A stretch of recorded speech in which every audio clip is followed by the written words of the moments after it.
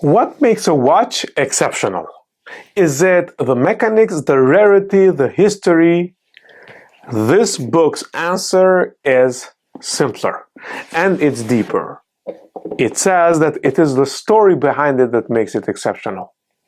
Exceptional watches doesn't just show beautiful timepieces, it takes 90 iconic watches from the legendary Rolex Daytona to the Casio G-Shock and uses them as windows into the lives of people, cultures, and societies that made them meaningful. In this episode, we're exploring that journey. How objects acquire meaning, how watches intersect with identity, and how a collector's perspective becomes a cultural map. The author, Clément Mazarian, is not an academic chronicler.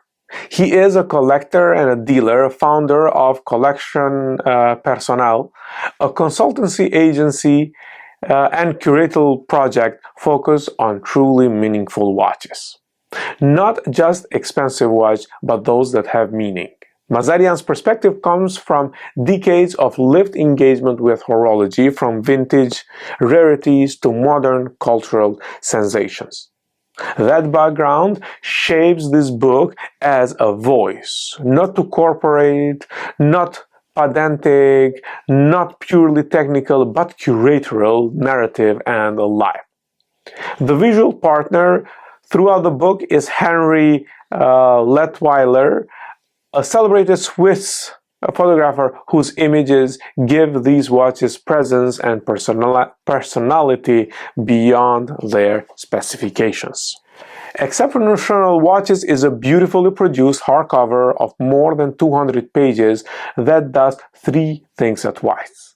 It illuminates watch history, it explores cultural context, and it shows the mechanics in accessible detail. Mazarian selected 90 watches that he considers era-defining, spanning from genres such as mechanical chronographs, quartz, diversification, and cultural registers, from divers, tools, everyday icons, avant-garde pieces. The watches here are organized not by brand, but by narrative logic. Each timepiece tells a piece of the broader human history that it came from.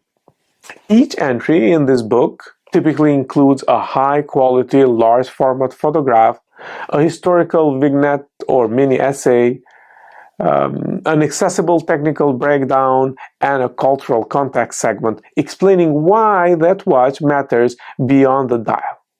This blend makes the book approachable, whether you're a collector, casual enthusiast, or a curious thinker. It also feels like flipping through a curated museum instead of a catalog. Featured watches range from expected to the unexpected. Rolex Daytona, a chronograph that elevated into legend through motor racing and celebrity associations. And then you have Cartier Santos Dumont, one of the earliest wristwatches born of practicality and aesthetic innovation. Then you have Tag Heuer Monaco, square-cased icon tied to experimental design and to pop culture. Then there is Swatch Moonswatch, a modern cultural phenomenon that builds bridges between boutique and the mainstream. And you also have Casio G-Shock, a quartz workhorse that became cultural armor for generations. You also have Omega Flightmaster, Patek Calatrava, Blancpain, 50 Phantoms, and many more, each with contextual narratives. The inclusion of both high luxury and everyday icons is a deliberate statement. Exceptional doesn't always mean expensive. Sometimes it just means impactful. Many watch books are aspirational, displaying objects and brand mythology. This book is relational. Mazarian digs into why a watch became historically significant, who wore it and what it meant to them. how design or technology shifted cultural expectations. Many watch books are aspirational, displaying objects and brand mythology. This book is relational. Mazarian digs into why a watch became historically significant, who wore it and what it meant to them, how design or technology shifted cultural expectations. For example, the story of the G-Shock isn't about complication, it's about hardiness reimagined for a generation that wanted reliability and personality over pedigree. This summarizes objects into signifiers of changing eras, and that is inherently political. So here's the powerful connection to watches and politics. Watches are not neutral. They inhabit networks of power, identity, technology, belonging, and memory. In this book, a Rolex Submariner isn't just a dive watch, it's a symbol of exploration, a symbol of protection, an aspiration across decades. A swatch isn't just plastic, it's democratization of design and democratization of watches. And a G-Shock isn't just rugged. It's a statement about durability, about youth culture, and personal resilience. Well, each narrative is a micro-history showing how watches intersect with politics of class, of gender, technology, nation, and politics of taste.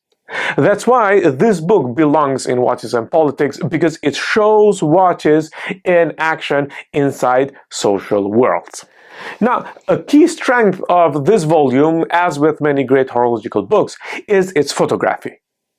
Luttweiler's images don't just show watches, they communicate material presence, texture, scale, mood, making the objects feel alive on the page. And the technical sections aren't dry either. They break down key mechanics in ways that connect movements to why that movement mattered at that time, bridging the appreciation with understanding. The big insight from this book is that value isn't just crafted, it is accumulated. Watches gain substance as they travel, from workshop to wrist, from owner to hair, from tool to icon, from catalog to cultural symbol. That evolution from function to meaning is what this book captures so skillfully. Exceptional Watches is a book that expands what exceptional means, highlights stories over status, connects collectors to cultural contexts, and invites you to see watches as history machines. For any listener who wants to understand why certain watches matter, not just what they are or how much they cost, this book is a treasure trove. It doesn't just ask what you collect, it asks why you care. In a nutshell, Exceptional Watches is a narrative anthology, a cultural history through objects, an accessible technical premiere, a collector's storybook, if you may. So, what do you guys think? Which watch story in your collection resonates more with your life? Which iconic watch would you add to this book's 90 and why? How does your watch express something about you and who you are, or the time that you live in? Post a comment, send me a message, because in the end, watches don't just tick. They tell. They tell time, they tell stories. So this is Watches and Politics, so subscribe, share with a one friend who sees watches as narrative objects, and I'll see you in the next chapter.